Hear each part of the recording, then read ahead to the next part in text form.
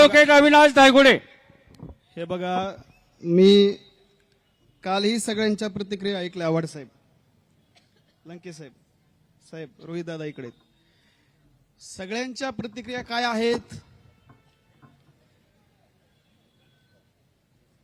तुम्ही त्यांनाच बोलायला. अरे त्याचा आका कोण आहे हे बघा ना.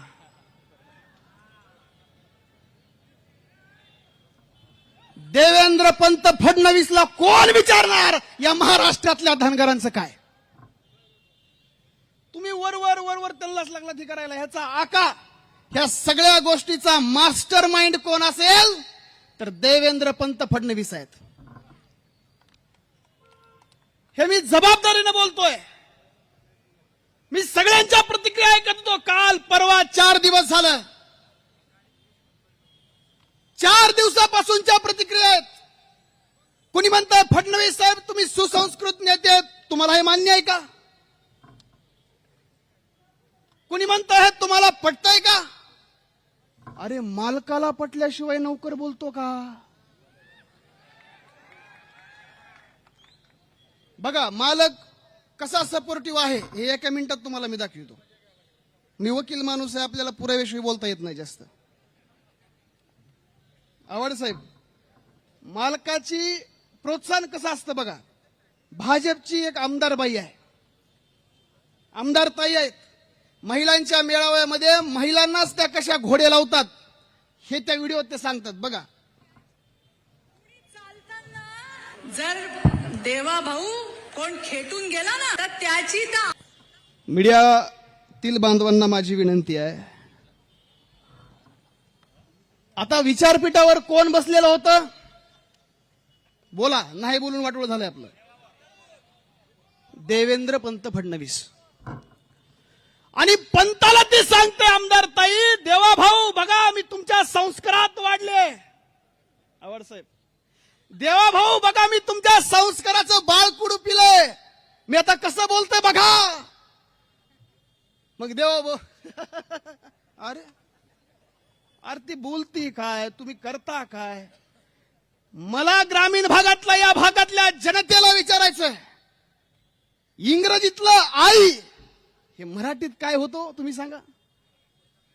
आई होतं, मातोश्री जिनं जन्म दिला. आणि पत्रकार मित्रांनो, झेडचा अर्थ काय होतो मराठीत? हे मी बोलू सुद्धा शकत नाही या विचारपीठावरून. एवढी गलिच्छ भाषा या देवेंद्र पंत फडणवीसांच्या विद्यापीठात तयार होते आणि त्याचा विद्यार्थी म्हणजे गोपीचंद पडळकर आहेत. तुम्ही त्या विद्यापीठाच्या फिलॉसॉफीवर बोलूनच गेलात. कॉलेजला काय बोलून उपयोग आहे? जिथून सिलेबस तयार झालाय तिथं बोललं पाहिजे. साहेब भूमिका घेतल्या पाहिजेत. या महाराष्ट्रातल्या धनगरांची ही भूमिका नाही, या महाराष्ट्रातल्या धनगरांची ही भूमिका नाही. मी त्या धनगर समाजातून येतो. परस्त्रीकडे वाकड्या नजरेनं बघितलं तर स्वतःच्या पोराची सुद्धा केव न करणारा आप्पा आमच्या समाजातला होता. मी त्या धनगर समाजातून आहे. अहो हे विद्यापीठ कुठलं आहे? जर चित्र असेल तर तुम्ही गोपीचंद पडळकरांकडनं काय वेगळी अपेक्षा करणार आहेत? देवेंद्र पंत सांगत असतील अरे बाई असताना ती तेवढं बोलती, तू तर गडी आहेस.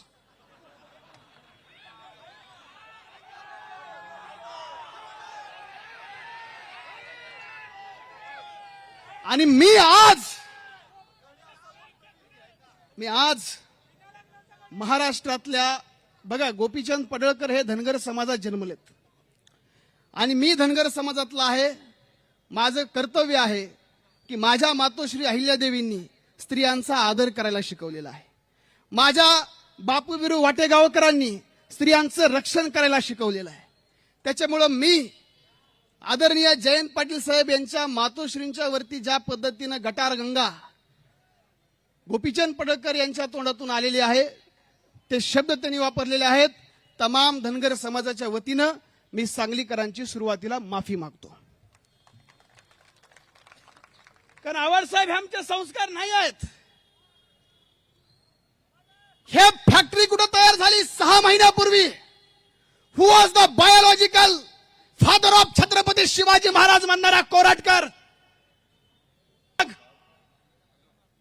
आणि महिलांच्या वरती आदरणीय जयंत पाटील साहेबांच्या आईवरती शिंतोडे उडवणारे गोपीचंद पडळकर, या सगळ्यांचं विद्यापीठ हे देवेंद्र पंत फडणवीस आहेत.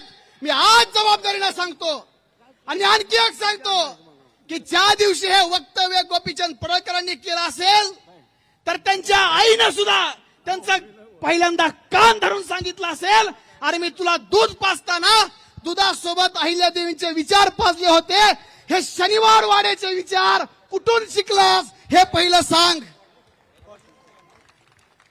अरे हे पेशव्याचे विचार आहेत. हे मल्हारराव होळकर, यशवंतराव होळकर, अहिल्यादेवी होळकरांचे विचार नाहीत. ज्या अहिल्यादेवी होळकरांनी एक आदर्श राज्यकारभार केला त्या अहिल्यादेवी होळकरांचे हे विचार नाहीत. देवेंद्र पंतांनी माफी नाही मागितली. देवेंद्र पंतांनी सांगितलं फोन करून की आता ह्या नेत्याला शिवाय द्यायच्या बाजूला थांब, दुसरं काम तुला सांगतो, आता थांब. अरे मग सूचनेवर राष्ट्राच्या धनगरांना तुम्ही दिलं पाहिजे. धनगर समाजाचा अखेरचा लढा हा कुणाच्या सांगण्यावरून थांबला होता याचं उत्तर दिलं पाहिजे. मी अहिल्यादेवींचा रेफरन्स सांगत होतो. मी मगाशी म्हणलं हे धनगर समाजाचे संस्कार नाहीत, हे धनगर समाजाचे विचार नाहीत.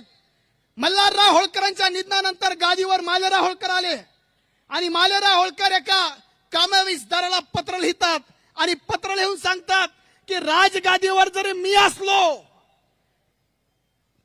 अंतिम आदेश हा मातोश्री अहिल्या साहेबांचा असेल. ती औलाद आमची आहे की जे आईला सर्वोच्च स्थान देणाऱ्या होळकरांचे आम्ही वारस आहेत. आक्रमण करणाऱ्या राघोबाचे आम्ही वारस नाहीत. आणि हे सांगण्यासाठी आज या ठिकाणी मी आलेलो आहे. छत्रपती शिवाजी महाराजांनी सांगितलं परस्त्री माते समान आहे, तिचं रक्षण केलं पाहिजे. मग ही संस्कृती कुठून आली? ही संस्कृती आजची नाही. ही संस्कृती 50,000ची फौज घेऊन ज्या वेळेस राघोबा पेशवा मातोश्री अहिल्यादेवींच्या वरती आक्रमण करला होता, बायांवर आक्रमण करण्याची ह्या नालायक अवलादीच्या पेशव्यांची ही पिढीजात आलेली परंपरा आहे. ही आजची परंपरा नाही. आणि मी यशवंतराव होळकर, मल्हारराव होळकरांचा विचाराचा वारस तुम्हाला ठामपणे सांगतो. देवेंद्र पंत फडणवीस, तुम्हाला जे महाराष्ट्रात मराठा आणि धनगराचा रक्तपात घडवायचा आहे, तुम्हाला गल्लोगल्लीत मराठा आणि धनगर कपाकपी झालेली बघायची आहे, या यशवंतराव होळकराची औलाद तुमचा हा प्रयत्न पाडल्याशिवाय राहणार नाही हे ठणकावून या आजच्या निमित्तानं मी सांगतोय. आणि फडणवीस साहेबांनी प्रेस कॉन्फरन्स घेतली आणि प्रेस कॉन्फरन्स मध्ये त्यांनी काय सांगितलं साहेब? प्रेस कॉन्फरन्स मध्ये त्यांनी सांगितलं की ते आक्रमक नेते आहेत. अरे आक्रमक नेता धरणं फडणवीस गच्ची विचार 14ला आरक्षण देतो म्हणला होता, आता काय झालं? आक्रमक ना, नेता आक्रमक तो असतो जो समाजासाठी लढतो आणि नेत्याच्या आदेशावर काम करणाऱ्याला चाकर म्हणतात, त्याला नेता म्हणत नाहीत. मी त्या विचाराचा पुण्यश्लोक अहिल्यादेवींच्या विचारांचा वारस आहे. राजाराम बापूंनी इथल्या प्रत्येकाच्या हातामध्ये लेखणी दिली, लेखणीतून आर्थिक क्रांती घडवली आणि या सगळ्या विचाराचा वारसा असणाऱ्या राजाराम बापूंच्या या शहरामध्ये आज या ठिकाणी मी आलेलो आहे. एक शेवटचा मुद्दा मी सांगतो. देवेंद्र पंत फडणवीस साहेबांना विनंती आहे की तुम्ही ज्या पद्धतीनं महाराष्ट्रात मराठा धनगर वाद लावत आहात, माझं एकच म्हणणं आहे की ज्यावेळेस गोपीचंद पडळकर यांनी तुमच्या सूचनेवरून सांगितलं की हा लढा, ही सगळी गोष्ट मी आता थांबवतो, मी याच्यावर काही बोलणार नाही, मी याच्यावर काही व्यक्त होणार नाही. त्या गोपीचंद पडळकरच्या बद्दल तुम्ही जे सांगितलं की ते आक्रमक नेते आहेत, माझा तुम्हाला एकच प्रश्न आहे की गोपीचंद पडळकर म्हणाले की ज्यावेळेस देवाभाऊंच्या आईवर बोलत होते त्यावेळेस तुम्ही कुठे होतात? त्यावेळेस कुणी काय बोललं नाही. मी तर स्टेजवर आणि विचारपीठावर आणि समोर बसलेल्या प्रत्येकाला विचारतो, का हो जयंत पाटील साहेब कधी म्हणले होते का फडणवीसांच्या आईबद्दल चुकीचं उद्गार कधी काढलं होतं का? मीडियात हात वर करून सांगा बरं सगळ्याला इकडं.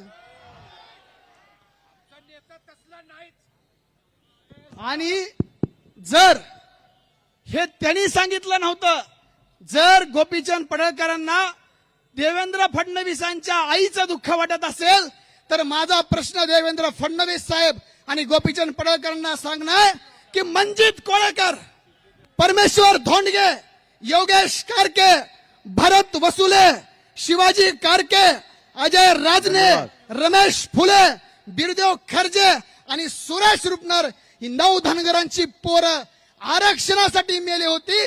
त्यांच्या माईचं दुःख आहे का देवेंद्र फडणवीसांच्या आईचं मोठं दुःख आहे? हे देवेंद्र फडणवीसांनी या महाराष्ट्राला सांगावं. या ठिकाणी एवढं आव्हान आपल्याला करतो. धन्यवाद. आणि शेवट तुम्हाला सांगतो, सगळ्यांनी हात वर करून घोषणा द्या, छत्रपती शिवाजी महाराज की. पुण्यश्लोक अहिल्यादेवी होळकरांचा, क्रांती सूर्य महात्मा ज्योतिराव फुल्यांचा, लोकराजा राजर्षी छत्रपती शाहू महाराज की, विश्वरत्न डॉक्टर बाबासाहेब आंबेडकरांचा. धन्यवाद. धन्यवाद. जय यानंतर शिवाजी. सक्षणाताई सलगर